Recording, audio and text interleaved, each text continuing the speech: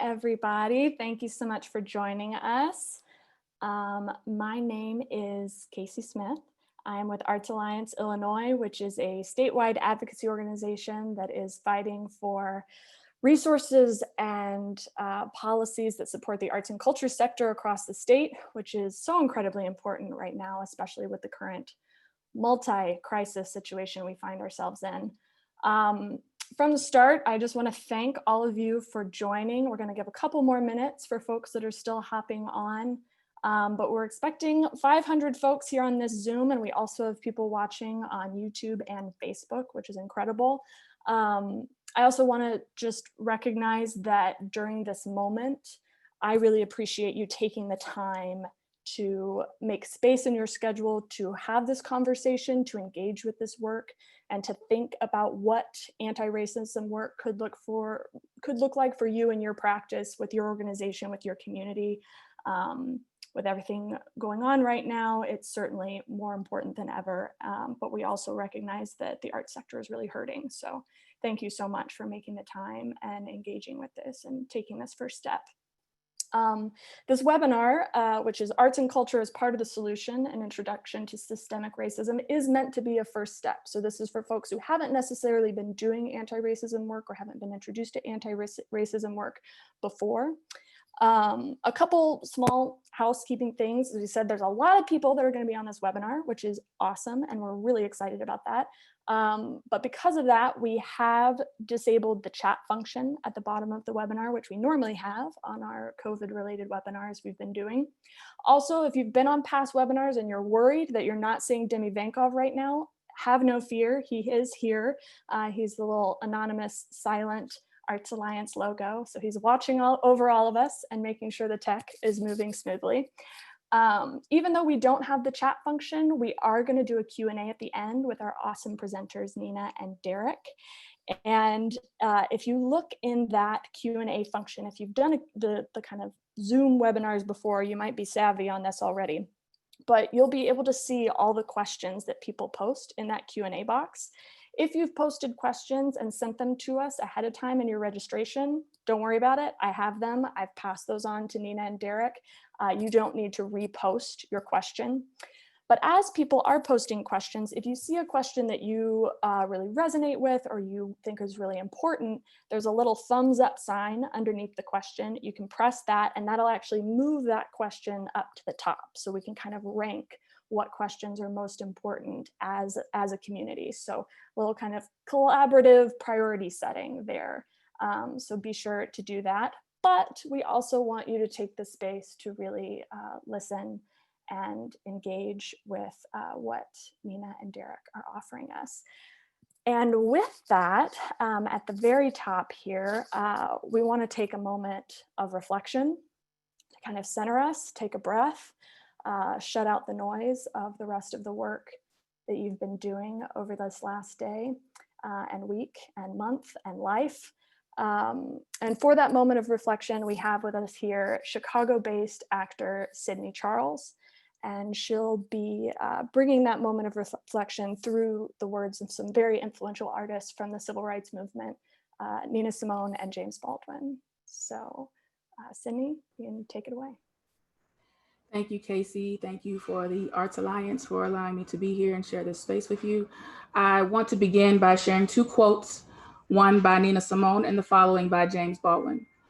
The first one reads, "I'm just one of the people who is sick of the social order, sick of the establishment, sick to my soul of it all. To me, America's society is nothing but a cancer, and it must be exposed before it can be cured. I'm not the doctor to cure it. All I can do is expose the sickness." The next quote is from James Baldwin. "All art is a kind of confession, more or less oblique. All artists, if they are to survive, are forced at last to tell the whole story, to vomit the anguish up." I am about to share with you an excerpt from an essay written by James Baldwin in 1968 called "The Fire Next Time." What's amazing and disappointing and disheartening is that these words were written in 1968 and they still resonate and are very relevant today in the year 2020. So just think about that as these words are being spoken. For the wages of sin were visible everywhere, in every wine stain and urine splashed hallway, in every clanging ambulance bell, in every scar on the faces of pimps and their whores, in every helpless newborn baby being brought into this danger, in every knife and pistol fight on the avenue, and in every disastrous bulletin, a cousin, mother of 6 gone mad suddenly, the children parceled out here and there, an indestructible aunt rewarded for years of hard labor by a slow, agonizing death in a terrible small room. Someone's bright son blown into eternity by his own hand. Another turned robber and carried off to jail. It was a summer of dreadful speculations and discoveries, of which these were not the worst. Crime became real, for example, for the first time, not as a possibility, but as the possibility. One would never defeat one's circumstances by working and saving one's pennies. One would never, by working, acquire that many pennies. And besides, the social treatment accorded even the most successful Negroes proved that one needed, in order to be free, something more than a bank account. One needed a handle, a lever, a means of inspiring fear. It was absolutely clear that the police would whip you and take you in as long as they could get away with it, and that everyone else, housewives, lawyers, judges, doctors, and grocers, would never, by the operation of any generous human feeling, cease to use you as an outlet for his frustration and hostilities. Neither civilized reason nor Christian love would cause any of these people to treat you as they presumably wanted to be treated. Only the fear of your power to retaliate would cause them to do that, or to seem to do it, which was and is good enough. There appears to be a vast amount of confusion on this point, but I do not know many Negroes who are eager to be accepted by white people, still less to be loved by them. They, the Blacks, simply don't wish to be beaten every instant of our brief passage on this planet. White people in this country will have quite enough to do in learning how to accept and love themselves and each other. And when they have achieved this, which will not be tomorrow and may very well be never, the Negro problem will no longer exist, for it will no longer be needed. As you move forward in this webinar, I encourage you to not solely rely on theoretical approaches and the memorization of policies and laws. With your acquisition of new knowledge, I urge you, I implore you to lead with your heart. Everything else will follow. Thank you for hearing me. Thank you for your time.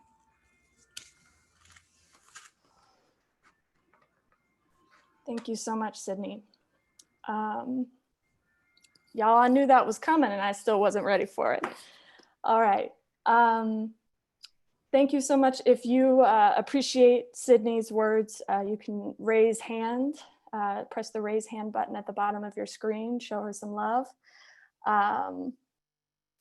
And with that, I am so excited to introduce our 2 presenters, Nina Sanchez from Enrich Chicago and Derrick Dawson from CROAR. Thank you both so much for being here and sharing your knowledge. Take it away, y'all. Thank you, Casey, and thank you, Sydney, for that opening. I never tire of James Baldwin's words. Just this past weekend, I rewatched I Am Not Your Negro, and I just had this deep feeling that so much is the same. And that feeling of so much is the same is what motivates me in this work. I've had the privilege the last 2.5 years of collaborating with 40 institutions across philanthropy and arts and culture to think about what an arts-led solution to undo racism might look like. And our base realization, our starting point, is that this work requires that we change ourselves and our institutions and our communities. and that we are entangled in the system, and that what we're asking for in this anti-racist transformation is a transformation of the self, a deeper connection with our own humanity. I am Chicagoan, born and raised, second generation Pilsenite. I currently live on the Northwest Side, and I always like to introduce myself by saying I come to this work as a racial equity nerd, a lapsed poet, and personal assistant to a toddler. And I'm so pleased to be with you today to get this conversation started. And I'm pleased to share the space with Derrick Dawson, my colleague who I've had the privilege of working with in some capacity or another for the past 5 years. Derrick? Thank you, Nina. Has it been 5 years? I think so, yeah. Thank you. I'm Derrick Dawson. I am the co-program coordinator of Chicago Regional Organizing for Antiracism, or Chicago ROAR. Like Nina, I am also a lifelong Chicagoan. I grew up on the far south side of Chicago in a neighborhood called Burnside. My family came to Chicago during the Second Great Migration, and we landed on the south side, and I was a South Sider from the beginning.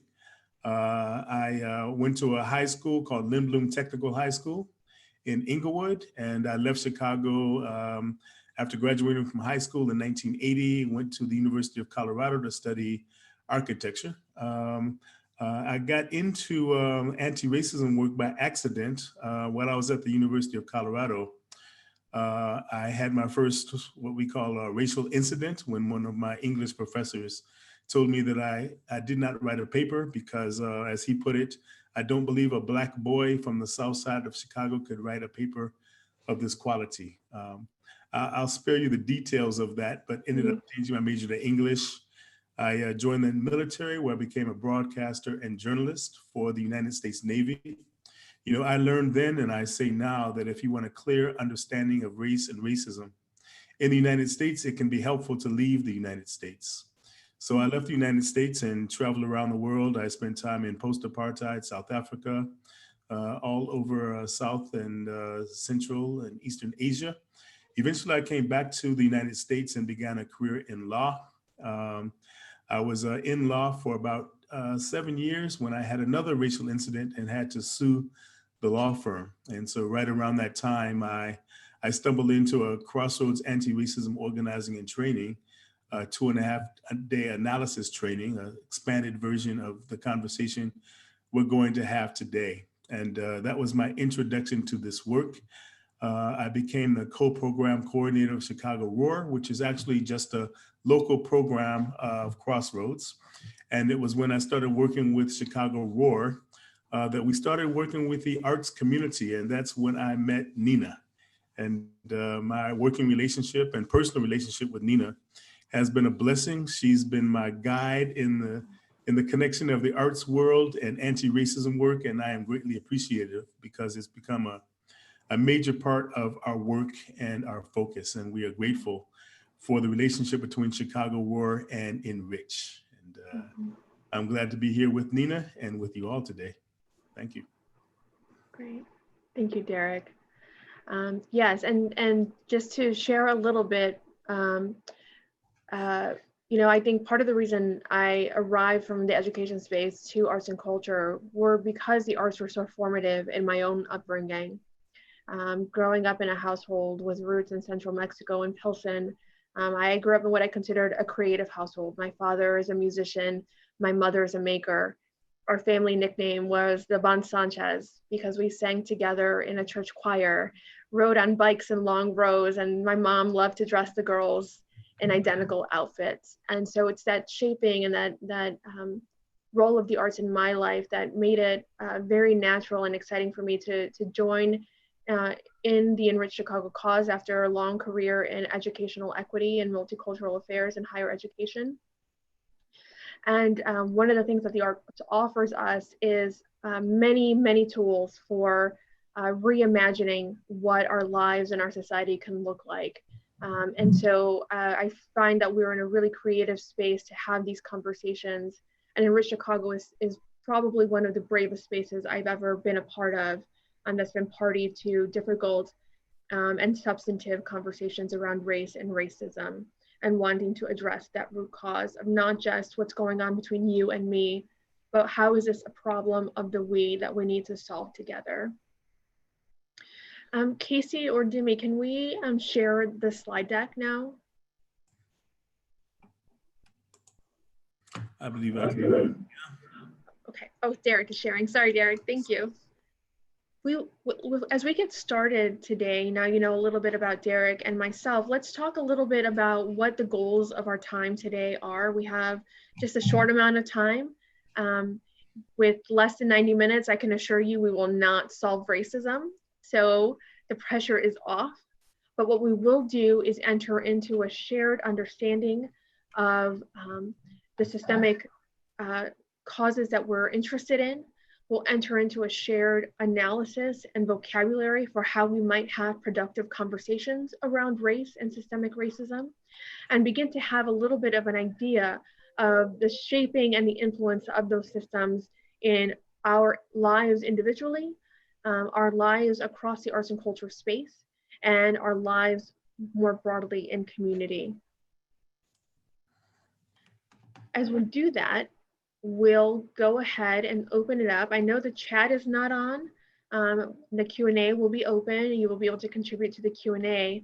And nonetheless, we want to establish this as a courageous space for this conversation. We don't call this a safe space because we don't believe that we can guarantee everyone's safety in this space. It is a challenging conversation, and safety means different things to different people. But what we know that this work demands is that we step into a courageous space together. And so the principles of our courageous space when we hold this kind of conversation begin and end with the with taking responsibility, both for ourselves and our own needs, and also for what we say and how it is received. We want to ensure that we make room for diverse voices in this conversation. There are some people who are external processors. There are some people who are internal processors. Often when we're in dialogue spaces, these dynamics play out very clearly. And we want to acknowledge that often these dynamics have a lot to do with our personal identities and the messages we have received and internalized over our lives around who has something to share that should be heard and whose opinions, viewpoints, and perspectives are not important and should not be heard. So typically, if you are not someone to ask questions or to step into the dialogue, we ask you to take a brave step forward. And if you are someone who shares a lot or asks a lot of questions, we'll encourage you to take a step back. As I started us off saying, we have less than 90 minutes to start this conversation. We are probably going to unearth more challenges and questions than solutions.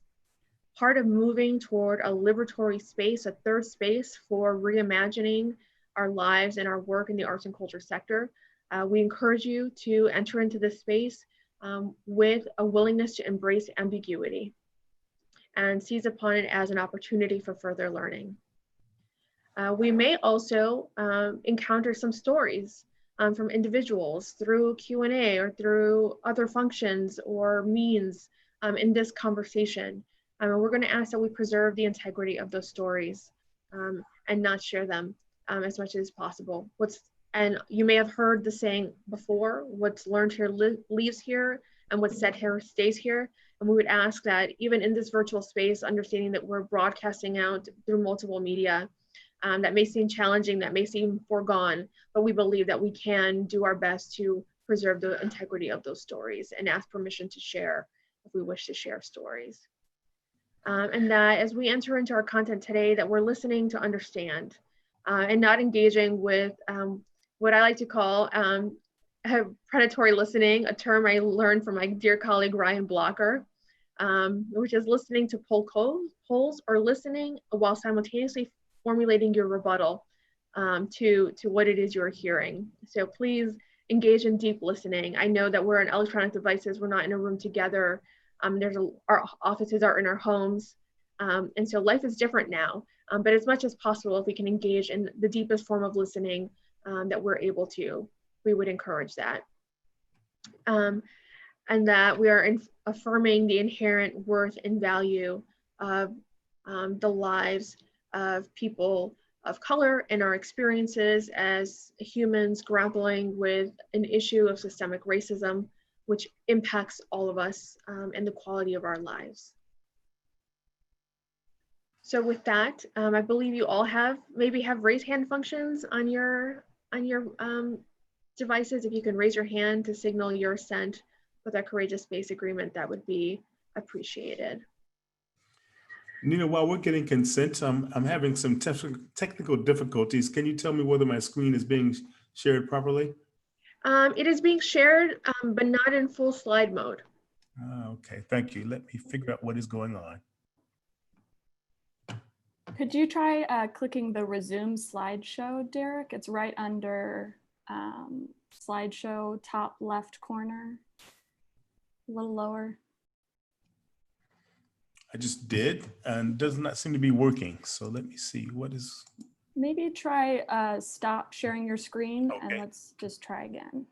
That sounds good.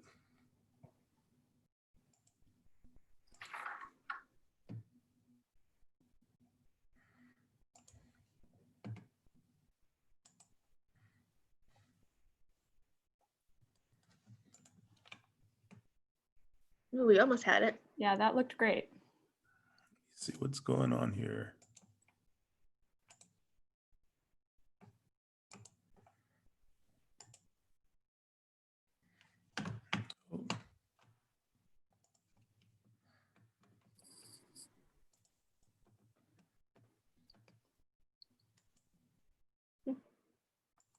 I can share mine. You'll just have to tell me when to go to the next slide. Okay, we can do that. Mine does not seem to be sharing properly. Thanks, Casey. Thank you, Casey.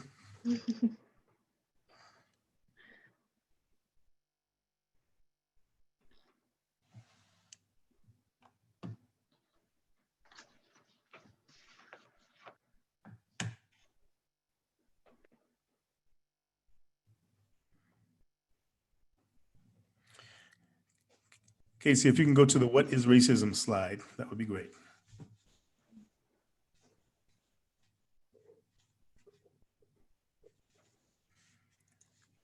There you go. Thank you very much. All right, perfect.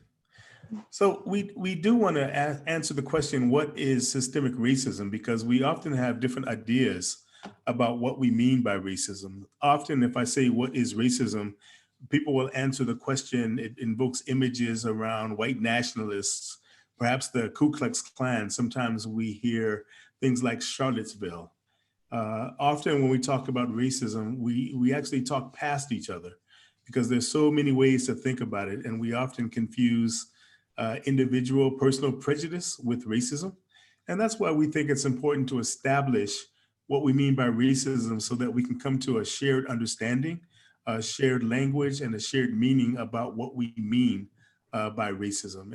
And that's why we start this conversation by answering, or at least addressing, what seems like a very basic question that has very complicated answers.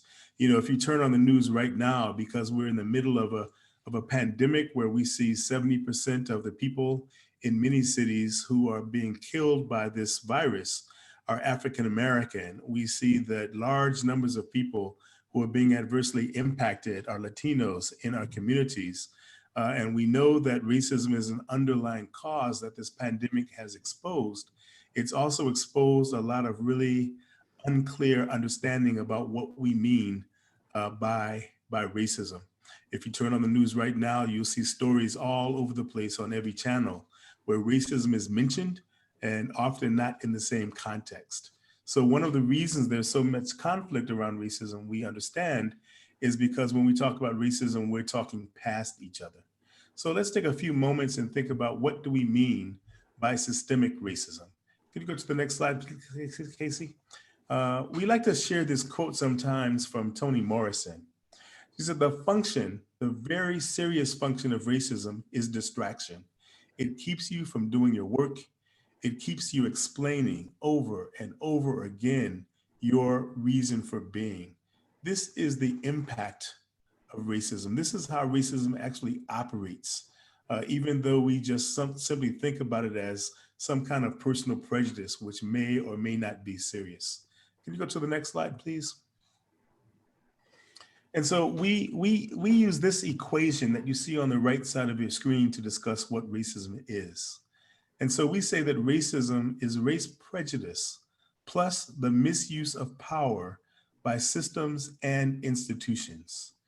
And we use an equation for a couple of reasons. Well, one reason is that if you remove any of these elements, if you can think back to your high school algebra days, you know that the entire definition falls apart. But we also use an equation because it includes things like an understanding of history. If we don't talk about racism in an historical context, if we don't think about the impact of racism starting beyond 400 years of the history of the United States, then we'll never adequately understand what we mean by systemic racism. We also understand that racism is a collective experience of the lived lives and the lived realities of people of color.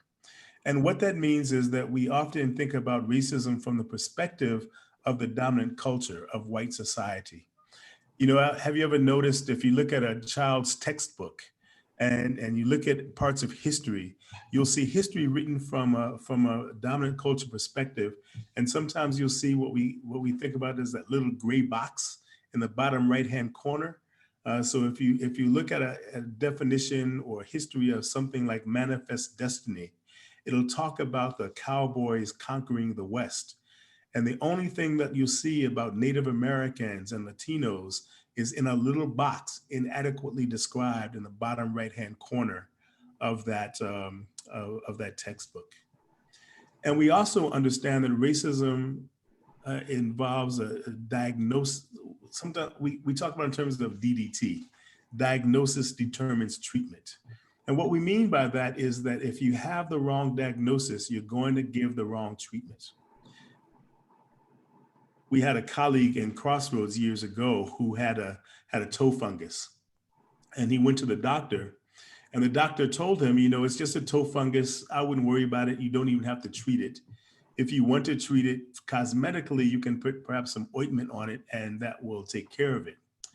Well, years later, he was still putting ointment and ignoring this problem with his toe until he died. It actually killed him. Because as it turned out, what he had was not a toe fungus at all. He actually had toe cancer, the same cancer that killed Bob Marley, as a matter of fact. The point there is that he was misdiagnosed, and therefore he was mistreated and he died. If we think of racism as merely personal prejudice, then what kind of treatment might we employ? Well, we might employ education. Believe me, if education would make systemic racism go away, it would have gone away a long time ago. We have to have the right diagnosis, which is why we think about this definition: race prejudice plus the misuse of power by systems and institutions. So let's take up these one by one. Race prejudice. What is the difference between race prejudice and racism? Well, race prejudice, we often say we all have in the United States. You cannot be in the United States for any length of time without being imbued with race prejudice. We know who is considered to be good, who is considered to be bad. Even if you immigrate to the United States, it's impossible to not receive messages of racial prejudice based on that flight from wherever you came from, based on who was flying the plane, based on who was carrying the luggage. There is no way we can spend any amount of time in the United States without receiving messages around race prejudice. Can you go to the next slide, Casey? Race prejudice and racial bias are systemically and institutionally constructed and reinforced. I just gave a couple of examples. If you turn on the news, you will see all kinds of messages about who is good and who is bad. Who are we biased for and who are we biased against? This is always a part of race prejudice. White people and people of color internalize those messages of bias, and it's always a bias for whiteness and a bias against people of color in every context. In many ways, what we're seeing in the news and in our culture today is just reflecting this. that white people and people of color, again, not only are assigned to be good or bad, but people of color internalize those messages. White people often, always internalize those messages as well. We all have personal prejudice in the United States. But there's a difference, again, between personal prejudice and systemic racism. Next slide, please. Which often brings up the question, who can be a racist, and other distracting questions. You've heard the question, what about reverse racism? There's a comedian that we sometimes share. His name is Ahmad Rahman. And he says very clearly from his perspective that there is such a thing as race prejudice. And he has a whole list of what it requires for race prejudice to be real.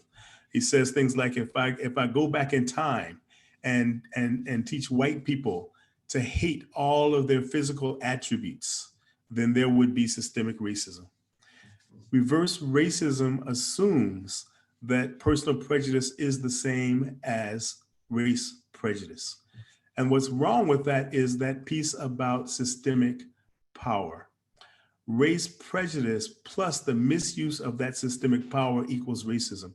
In other words, if I, as a person of color, don't necessarily like you, but I don't have the power of systems and institutions to back that up, then that race prejudice does not rise to the power of systemic racism. Systemic racism means that every institution from the beginning of the United States was created and designed to serve the purposes, to serve the needs of white people. Sometimes that can seem like a shocking statement, but if you go back in history, we have all kinds of laws. One that I will mention is called the Immigration and Naturalization Act from 1790. 1790, it's in our founding documents. And what that act says is that citizenship in the United States is available to any free persons of good and moral character. And if you go back to 1790, you'll see, of course, that Black people were not free, could not own property. Sometimes people say, what about women? Well, women did not have the right to vote, but they could certainly inherit and own property. Without this kind of history, without this historical perspective of who the institutions were built for, then we don't understand why we say that race prejudice plus the misuse of power by systems and institutions equals racism. There need to be systems and institutions to back up that racial prejudice. That's why we use that equation. Next slide, please. So this brings us to that question about the misuse of power. And some people often say, well, why can't you just say that power plus race prejudice equals racism? And I would be open to that, but there's a reason that we like to include the word misuse. And that is because the misuse of power can be intentional or unintentional. We often think that it's the misuse of power with intention that causes systemic racism.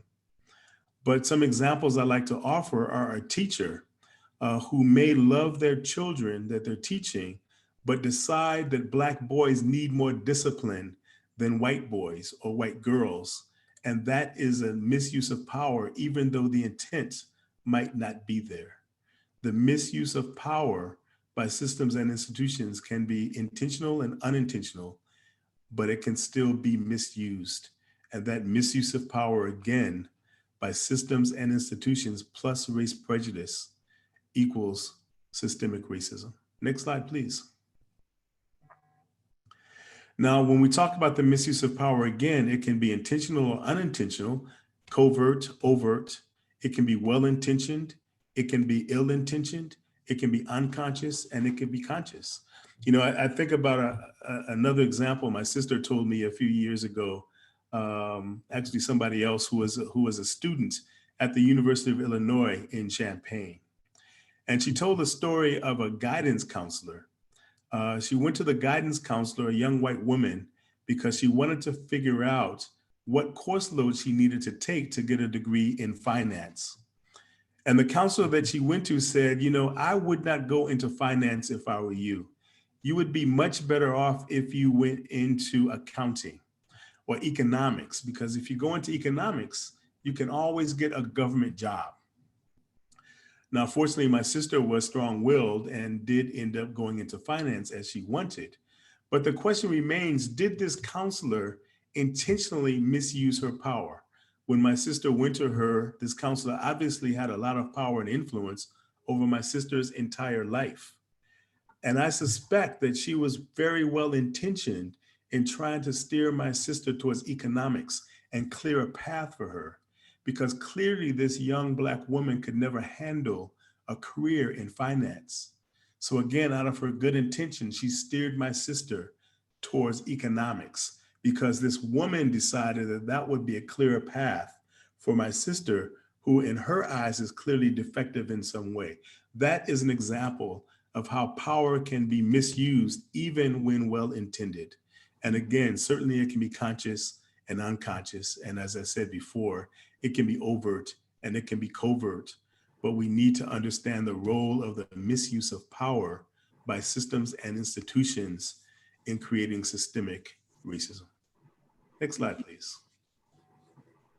So now that we have a clear understanding of what we mean by systemic racism, it's important for us to understand how this systemic racism actually operates in the United States culture. And Nina is gonna walk us through that conversation. Thank you, Nina. Yes, thank you, Derrick. Crossroads uses the work of queer Chicana theorist Gloria Alzandua as one way to start to unpack how power is arranged. If you're not familiar with Gloria Alzandua sadly passed several years ago, but she was a Borderlands resident. She literally grew up on the US-Mexico border. And it's these experiences growing up on the US-Mexico border as a queer Chicana woman, poet and a teacher that informed her seminal work, her very important work called Borderlands La Frontera, The New Mestiza. She's also known and well regarded for her work with other women of color, feminists, in particular around editing a work called This Bridge Called My Back. Both of these pieces of work are incredibly important and expansive. So we would encourage you to pick those up and take a look at them. Gloria talks about the border as both a physical and a psychological place.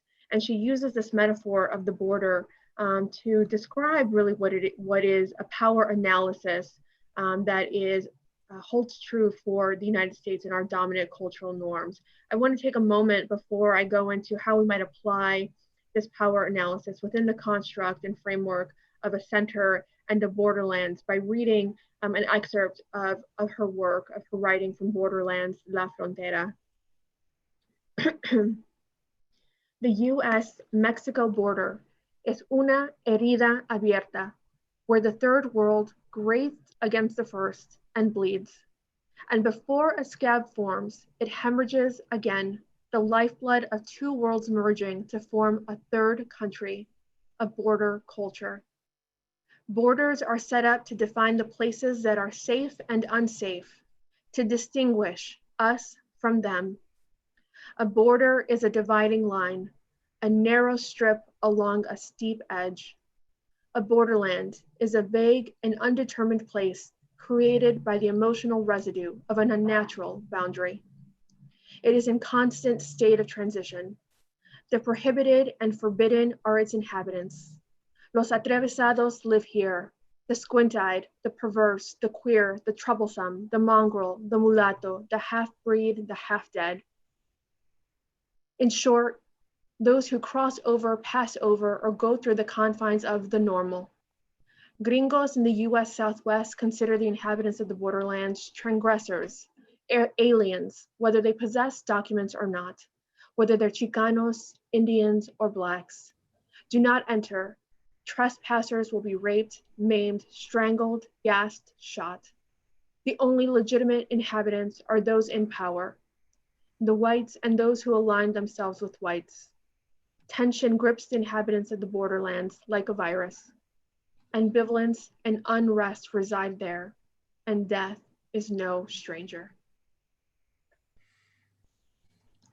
And again, I would say, while she is writing about a physical and an actual place, I think she would also say, and we might agree, that there are borders here in Chicago. We have centers places and we have borderland spaces in Chicago as well. So as we think about this power construct, this dynamic of power and the misuse of power that's been set up from the beginning of the history of what is now the United States, we want to think about who in the United States is presumed to be normal, standard, good, moral, and civilized.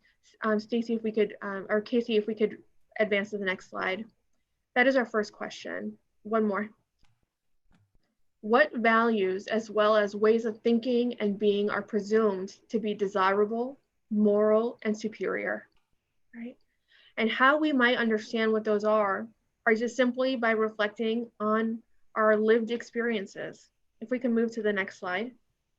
If we were to think about the ways of being that are centered in the United States, that are considered to be normal, standard, and good, we might find social identities that include straight, white, cisgender males, people who are Christian, the able-bodied, right? We might find values such as militarized law and order,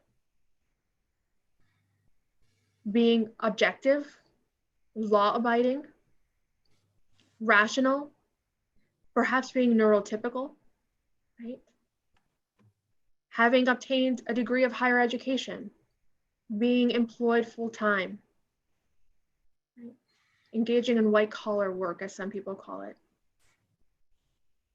Within the arts, we might also see that there is a centering of the canon, right? We hear this conversation about the great books.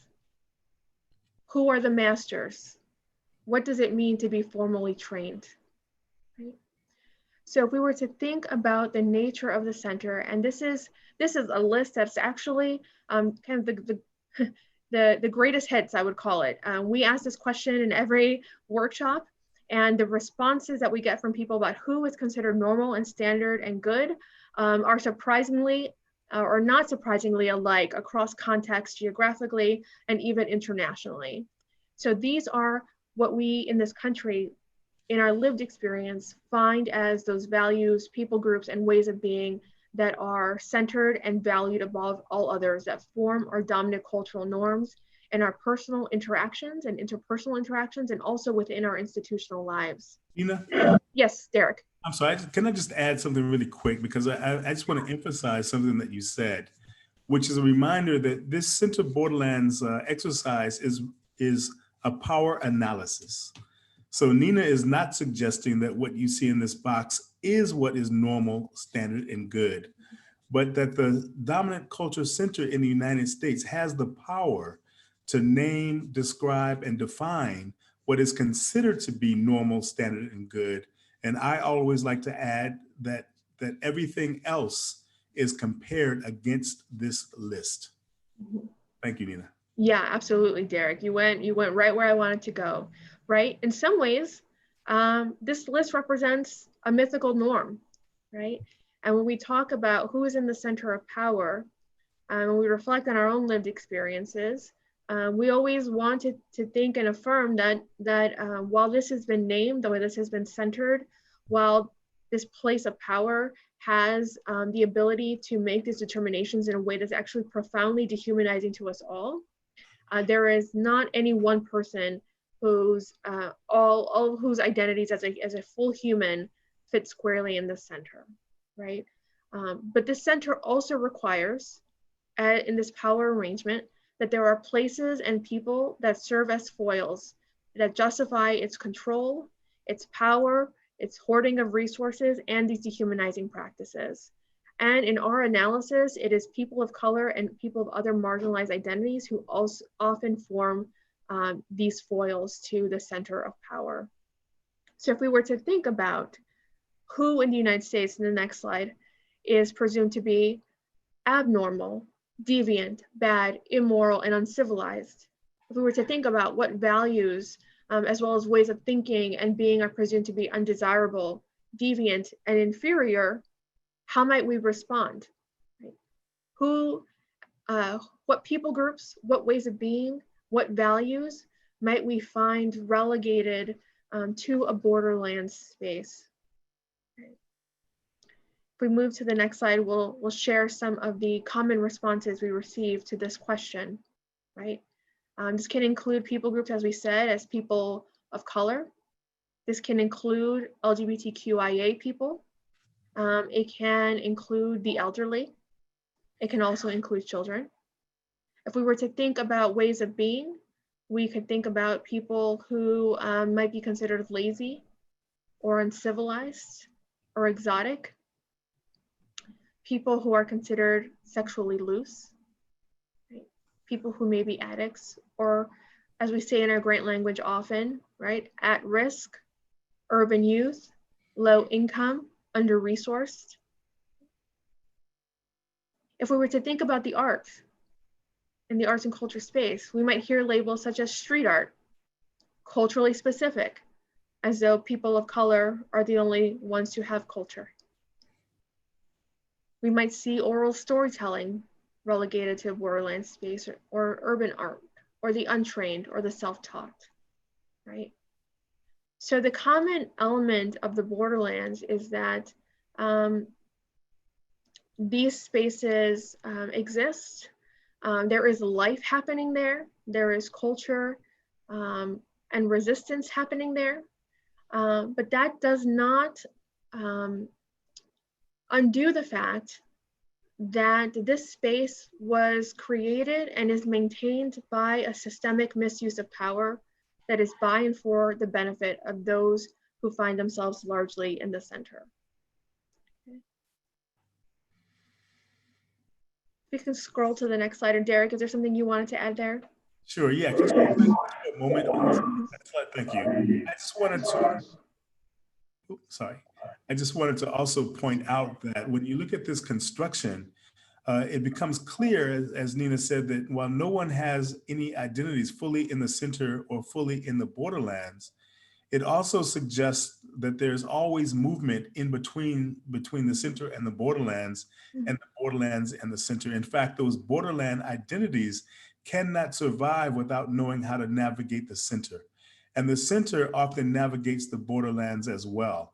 And a description, a conversation about this movement between the center and borderlands that also indicates a relationship between those two spaces is what we want to talk about in the next slide. Now, yes. Shift, please. Absolutely. Thank you, Derrick. You all might have noticed that the box in the center, right? The center of white dominance, as we call it, is actually a dotted line, right? And we use that dotted line intentionally to reflect that movement and that dynamism and reliance and interconnection between those two spaces. If we were to think about how the center views and interacts with the borderlands, within this power arrangement, it is often viewed as a place to be saved and fixed, right? Our colleague Joy often talks about the nice white lady teacher movies, right? Who come to teach in the urban center to save and help and fix those kids, right? It is a place where people can go experience culture and find themselves. Thinking again, if we were to think about an arts construct, the movie Eat, what is it? I haven't even seen it. I can't even stand the thought of it. Eat, Pray, Love. Pray, love. Yes, Eat, Pray, Love. We go find ourselves, right? We take up this this meditation practice. We travel abroad to be reconnected with ourselves. Apparently, one can only find themselves in India, I think. In India, yeah. Yes. It's a place to be exploited. It's a place to have fun and experiment in, right? What happens in Vegas stays in Vegas. You know, the wild spring break videos. You know, those are some of the ways that the center interacts with the borderlands. A place to let loose and behave in ways they would not behave elsewhere. It's a place of redemption. We have people who have built their entire careers on helping, saving, and fixing these borderland spaces, right? Who have built their reputation and have in some ways felt that they have redeemed themselves and reconnected to their humanity through this interaction. And it's also a place to police, right? It's no surprised that places like college campuses in the city have these blue lights all over the campus. It's no coincidence that the University of Chicago has one of the largest private police forces in the country, or is it the largest, Derrick? I've heard statistics, yes. In the country, right? Because it's this elite institution situated in what many would consider a borderland space. And we need to protect the students from the community, right? So it's this place to police, this borderlands place.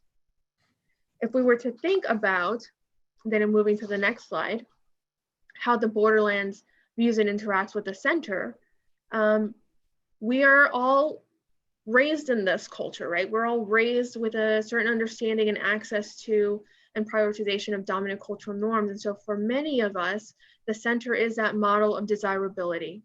It is that source of legitimization. If we just do everything right? If we behave a certain way and speak a certain way and go to the right universities, then we can access the center and be a part of that center too, right? For all of us in the borderlands, those of us who have borderlands identities, the center is also a place that we have to go to access resources. If we were to think about all the institutions we interacted with just today, even for those of us who are just working from home, I could say my bank, I could say the phone company, I could talk about transportation systems, the food chain, right? Many of these resources and systems and institutions that hold those resources are situated in the center. And so we have to access the center to gain those resources. It's a place that we can make it, right? We get those resources, we get those credentials. Maybe we move into a higher income bracket. Maybe we own our own home. Maybe we start our own business, right? We need the center to be able to do that. At the same time, there's also a distrust of the center. There was this realization that the bottom can fall out at any time, right? And we see this time and time again through our media, storytelling, with Harvard professors being stopped by police on their own front porch, right? And so there is always a distrust that any one of us who has a borderlands identity could at some point in time be subjected to abuse or exclusion or misuse of power because of our racialized identities and our borderlands identities. And for those of us who are in the borderlands, it often also means that this is a place that means that we have to be bicultural. We have access to a day pass. We have to engage in a form of code switching in our language, in our dress, in our appearance, in order to be seen as credible, in order to be seen as qualified, in order to be able to enter those institutions and access those resources. For some of us, it means that we lose access to our language. We lose access to our ancestral ways of being and beliefs. Right?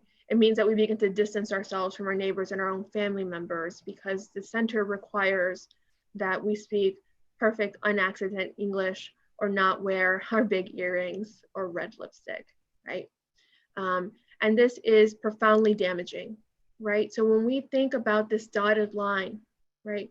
When Gloria talks about the border and she talks about this barbed wire, she's very clear that this is a painful relationship, that this is a destructive relationship that results in real harm. And she describes this crossing between the center and the borderlands as tearing at your flesh, right? It can be a sense of profound loss that people can experience in the process of this crossing back and forth between the center and the borderlands. And it's distorting. It is distorting. And so the institutions that we speak of are places that we really have to pay attention to because these are places where the center and the borderlands cross paths and they overlap and are managing and providing access to the resources that we need to do life. And from the perspective of Enrich Chicago and Crossroads, we prioritize these institutional spaces as spaces in which we need to really activate an anti-racist transformation for this reason. Nina, Derrick, is there anything you would add? Yeah, there is. there is one thing, I'm not sure whether it's me or not. There is one thing I want to add, because sometimes when we have this conversation, Nina, it results in people thinking that what we're talking about is another way of feeling sorry for the borderland identities, or those poor folks on the borderlands. And that helping, saving, fixing that we talked about is often rewarded, but only rewarded to the extent that it does not seek to change this unjust setup in the first place. Mm-hmm. And we want to make it very clear that this is not about exoticizing the center or just feeling sorry for the center, because the reality is, the borderlands, because the reality is that this is a toxic system that is not good for those folks with identities in the center either. Mm-hmm. And so if you feel that you might have a secure place in the center as a young white cisgender male, for instance, I can tell you that in the blink of an eye, you can go from being fully able-bodied to disabled. Mm-hmm. If you are a woman with identities in the center, you can go from being in the center to the borderlands in an instant. And all you have to do is ask a 50-something-year-old woman who finds herself unemployed, and now in poverty and with no insurance. What we're suggesting is that the center borderlands setup is not healthy for anyone, and the entire thing needs to be dismantled. No one can survive very long or thrive in a healthy way given this construction. Mm-hmm. You have a borderland centered identities. You're always aware that the loss of a job, the loss of insurance can keep you controlled because you don't want to find yourself with any identities in the borderlands. And for those of us in the borderlands, obviously trying to make it in the center, that this is where cognitive dissonance is born. Because what is it like to spend your entire life trying to get those identities in the center in order for the resources to do life, only to find when you get there that you are not wanted, not needed, and do not have a permanent place? Mm-hmm. This entire construction is problematic. Mm-hmm. Yeah. Absolutely. Thank you, Derrick. So there's a lot of ways we can apply this power analysis to the arts. We're not going to do that directly ourselves at this moment, but what we want to do instead is share a TED Talk with you. And there are many TED Talks out there. This is one of my favorites, and it's directly connected to the work that we do in the arts, because we have a conversation like this, and then we think to ourselves, well, what now, right? What do we do next? And so we're going to share a TED Talk that was given by Titus Kaphar. Some of you may be familiar with him and his artwork, but it is entitled, "Can Art Amend History?"